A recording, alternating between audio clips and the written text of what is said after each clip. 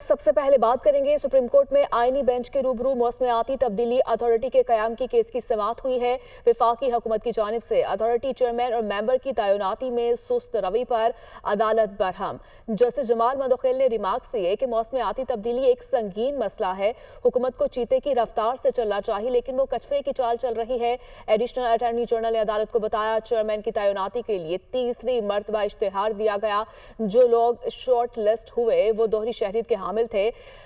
Justice جمال مدوخیل نے مزید کہا کہ جس اعلیٰ معیار کا بندہ آپ ڈھونڈ رہے ہیں اس کے لیے کچھ تو کمپرومائز کرنا ہوگا، اصل مسئلہ صوبوں کا ہے، وہاں اتھارٹی کام کیسے کرے گی؟ عدالت نے سماعت 1 ماہ کے لیے ملتوی کر دی۔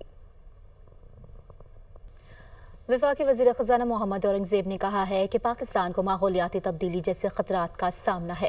لاہور میں دھند سے معاشی سرگرمیاں متاثر ہوتی ہیں، گلیشیئرز تیزی سے پگھل رہے ہیں۔ IMF کے ساتھ کلائمیٹ فنڈنگ پر مثبت بات چیت چل رہی ہے۔ پاکستان جلد موسمیاتی تبدیلی کی فنڈنگ کے لیے گرین اسکوپ جاری کرنے کی پوزیشن میں ہوگا۔ وہ اسلام آباد میں تقریب سے خطاب کر رہے تھے۔ 2022 catastrophic flooding in Pakistan, or the ever-increasing pollution every single winter in Lahore. These are wake-up calls, and these are calls for action on an urgent basis. It is indeed alarming that 10,000 of our glaciers are receding at a rapid pace because in turn of the rising global temperatures. If we do not manage this existential threat, the sustainability of the economic growth that we are looking for will not come through. Pakistan کو پانی کی قلت کا سامنا، حکومت کا plan کیا ہے؟ وزارت آبی وسائل کی تحریری رپورٹ قومی اسمبلی میں جمع کروا دی گئی ہے۔ پاکستان میں فیکس پانی کی دستیابی میں کمی کی بنیادی وجہ آبادی میں تیزی سے اضافہ ہے۔ 1972 سے 2020 کے درمیان آبادی میں 2.6% اضافہ ہوا، اس کے باعث پانی کی طلب میں اضافہ ہوا۔ اسی پر مزید بات کر لیتے ہیں، اسلام آباد سے فوزیہ علی ہمارے ساتھ موجود ہے۔ فوزیہ بتائیے گا حکومت کا پلان ہے کیا؟ بالکل، پاکستان میں جو پانی کی قلت کا سامنا ہے اس حوالے سے وزارت آبی وسائل نے جو ہے وہ قومی اسمبلی میں تفصیلات دی ہیں کہ 1972 سے 2020 کے درمیان آبادی میں 2.6% اضافہ ہوا، اس کے باعث پانی کی طلب میں اضافہ ہوا۔ اس وقت اب قابل تجدید توانائی کا 82% استعمال ہو رہا ہے، جبکہ 1970 میں 62% جو تھا۔ اس تفصیلات میں یہ بتایا گیا ہے کہ پانی کی بڑھتی طلب اور حد سے زیادہ استعمال پاکستان کے لیے جو محدود آبی وسائل میں شدید دباؤ ڈال رہا ہے۔ موجودہ مالی سال میں وفاقی حکومت نے 32 ڈیموں کے منصوبوں کے لیے مالی معاونت فراہم کی ہے۔ رپورٹ میں یہ بھی بتایا گیا ہے کہ تکمیل کے بعد ان منصوبوں کے ذریعے 28,84,298 ایکڑ فٹ پانی ذخیرہ جمع کیا جا سکے گا۔ ان 32 ڈیموں کی تکمیل کے بعد 9,34,436 ایکڑ نیا رقبہ جو ہے وہ زیر کار آئے گا۔ ڈیامر بھاشا ڈیم میں 6.4 ملین ایکڑ فٹ جو ہے وہ ذخیرہ پانی پاسی کا پانی ہوگا، اور اس کے بعد جو سنیور ڈیم ہے اس میں 0.9 ملین ایکڑ فٹ، اور مرج ڈیم جو ہے اس میں 0.45 ملین ایکڑ فٹ ذخیرہ شدہ پانی آبادی کے لیے موجودی فراہمی ہو سکے گی۔ اس وقت جو ہے وہ سندھ آبادی مقام کی 45 ملین ایکڑ نہری زمین کو جو ہے وہ سیراب کر رہا ہے۔ یہ منصوبے بڑھتی طلب اور موسمیاتی ٹھیک ہے، منصوبے پر کام کیا جا رہا ہے۔ بہت شکریہ فوزیہ علی آپ کا۔ اب آپ کو بتائیں گے وزیر اعظم شہباز شریف کی مدینہ منورہ میں روضہ پاک صلی اللہ علیہ وسلم کی زیارت۔ مسجد نبوی صلی اللہ علیہ وسلم میں عبادات اور نوافل ادا کیے، پاکستان کی ترقی اور خوشحالی کے لیے خصوصی دعا کی۔ وزیر اعظم اور وفد کے لیے خصوصی طور پر ریاض الجنہ کے دروازے کھولے گئے۔ صدر آصف علی زرداری نے یوم پاکستان اور عید الفطر کے موقع پر قیدیوں کی سزاؤں میں 180 روز کی خصوصی چھوٹ دے دی۔ صدر مملکت نے سزاؤں میں کمی کی منظوری آئین کے آرٹیکل 45 کے تحت دی ہے۔ سزاؤں میں کمی کا اطلاق قتل، جاسوسی، ریاست مخالف سرگرمیوں میں ملوث قیدیوں پر نہیں ہوگا۔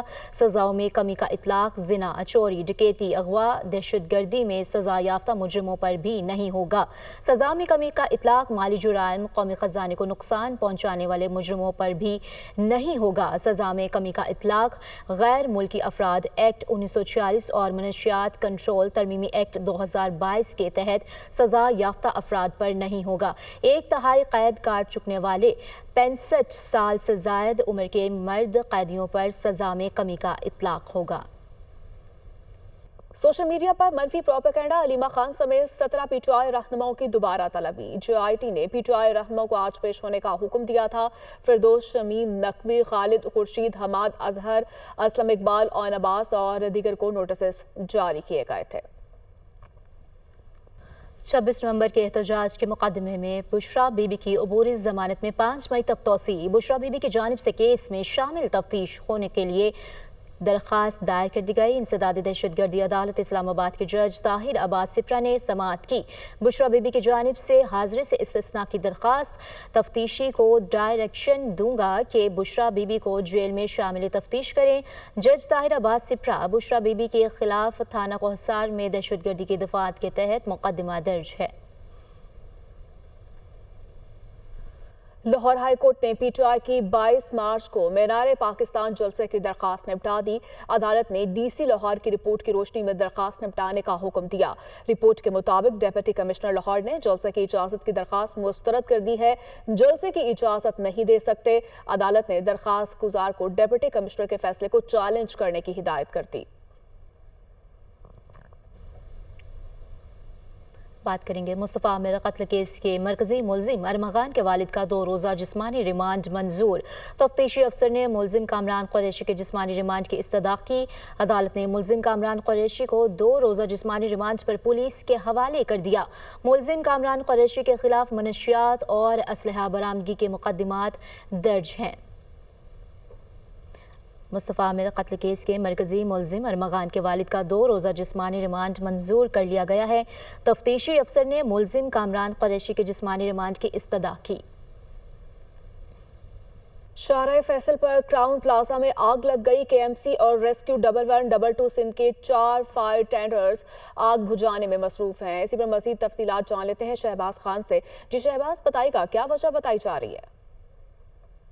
जी बिल्कुल, ये शाहराह फैसल का मकाम है। बलूच पुल के करीब वाक़ क्राउन प्लाजा के में आग लग गई है। आग लगने की इत्तला मिलते ही फायर ब्रिगेड और रेस्क्यू 1112 के मजमूई तौर पर 4 फायर टेंडर मौके पर पहुंचे। इस वक्त आग बुझाने की कोशिश की जा रही है। फायर ऑफिसर यहाँ पर हमारे साथ मौजूद हैं जफर, उनसे हम मजीद जानने की कोशिश करेंगे कि आग लगने की वजूहत क्या है। देखें, ये ग्राउंड फ्लोर पे इनके जो जनरेटर मीटर्स थे उसमें आग लगी थी बेसिकली। तो फौरी तौर पर केएमसी फायर ब्रिगेड की एक फायर टेंडर जो है मंजूर गाड़ी फायर यहाँ पहुंची है। तो आग जो है ग्राउंड फ्लोर पे थोड़ा आगे ऑफिस में एक में आ गई थी और फर्स्ट फ्लोर पे एक ऑफिस में, तो उसको भी अलहमदुलिल्लाह कंट्रोल कर लिया है। तमाम लोग बिल्डिंग से निकाल लिए हैं। 8 से 10 लोग जो है ऊपर हमने 10वें फ्लोर पे रोके हुए हैं ताकि धुआं सीने में है वो क्लियर हो जाएगा तो इंशाल्लाह उनको भी ऊपर से उतार लेंगे।